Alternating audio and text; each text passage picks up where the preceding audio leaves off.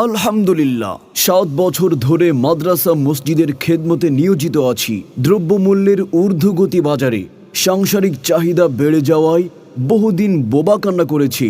লোকে কি বলবে এই ভাবনাটা আমাকে লাইফে অনেক পিছিয়ে রেখেছে। এখন মাদ্রাসা হাফ টাইম নিয়েছি। ফজর থেকে দুপুর ২টা পর্যন্ত ক্লাস করাই, ৩টা থেকে রাত ১০টা পর্যন্ত ব্যবসা করি। আলহামদুলিল্লাহ ব্যবসার ৭ দিনের মাথায় যা ইনকাম করেছি, মাদ্রাসা মসজিদে ২ মাস লাগবে তা ইনকাম করতে। তরুণ আলেমদেরকে বলবো, সময়ের চাহিদায় নিজেকে ফিট করতে না পারলে ব্যক্তিত্ব, পুরুষত্ব সবই হারাবেন। নিজেকে বদলে ফেলুন, সময়ের স্রোতে নিজেকে তৈরি করুন। এই উদ্যোগ সবারই দরকার। সমাজ কি বলবে, ছাত্ররা কি বলবে, কি ভাববে, মুসল্লিরা কি বলবে, এটা বাদ দেন।